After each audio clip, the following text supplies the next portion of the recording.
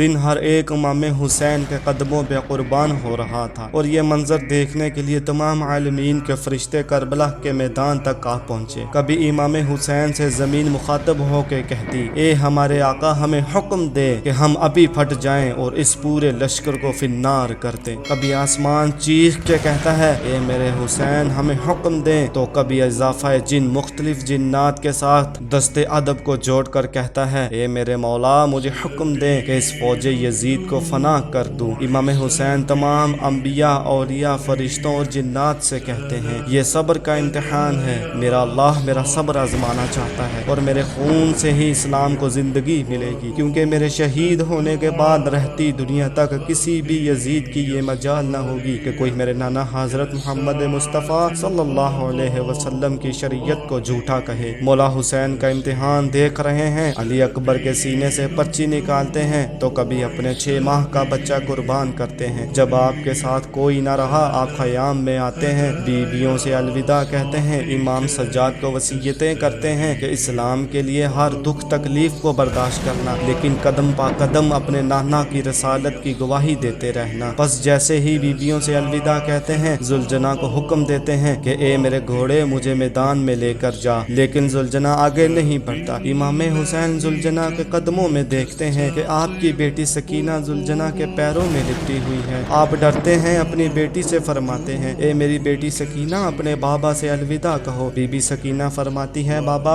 सुबह से लेकर अब तक जो मैदान में गया वो वापस नहीं आया। इमाम हुसैन फरमाते हैं, मेरी बच्ची, हमारे खून से तुम्हारे नाना का दीन बचेगा, सब्र करो। आप यकीन का पस्सा देते हैं और मैदान में आगे भी आवाज बुलंद फरमाते हैं, ए लोगो, मैं रसूलुल्लाह का नवासा हूँ, हुसैन हूँ, फातिमा का बेटा हूँ, अली का लाल हूँ। मैं वो हूँ जिसके लिए अल्लाह के रसूल बार बार फरमाते थे, अल हुसैन, मेरा खून रसूलुल्लाह का खून है, मेरा गोश्त रसूलुल्लाह का गोश्त है। क्यों मुझे कत्ल करना चाहते हो? क्या मैंने शरीयत में कोई तरामीम की है?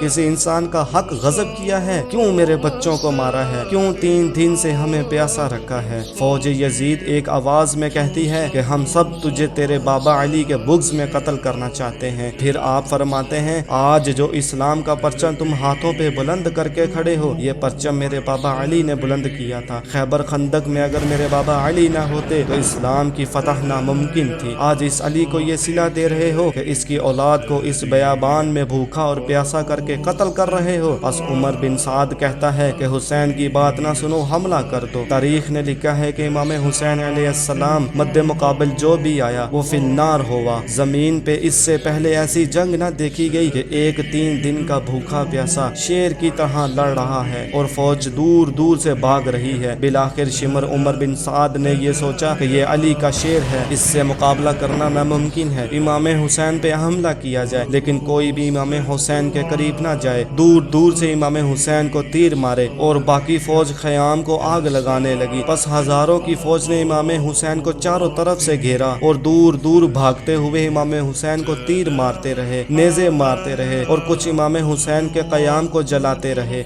इमाम हुसैन कभी खैमों की तरफ जाते हैं, कभी सिपाहियों की तरफ आते हैं। गैब से आवाज़ आती है, ए हुसैन, तेरा अल्लाह तुझसे राज़ी हुआ। इमाम हुसैन तलवार को रोक लेते हैं।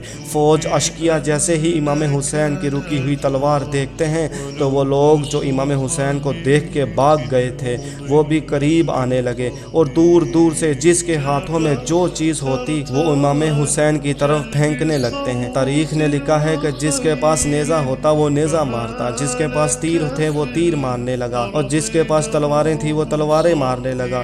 जिसके पास कुछ भी ना था वो करबला की गर्म ज़मीन से मट्टी उठाता और इमाम हुसैन की तरफ फेंकता। तारीख ने लिखा कि आपके जिस्म पे इतने तीर लगे, आपने चाहा कि आप अल्लाह के दरबार में सजदा करें। आप अपने आप को घोड़े की ज़ेन से ज़मीन की तरफ ले के जाते हैं, लेकिन आपके जिस्म मुबारक पे तीर इतने थे, ना आप ज़मीन पे थे ना घोड़े की ज़ेन पे, आप तीरों के मुसल्ले पे थे। ये मंजर तमाम अंबिया कराम देख के ज़ारो कतार रो रहे थे। बस जो भी इमाम हुसैन का सर काटने के लिए करीब आया, इमाम हुसैन के चेहरे में इनको रसूलुल्लाह का चेहरा नज़र आया और वो चीख के दूर चले जाते।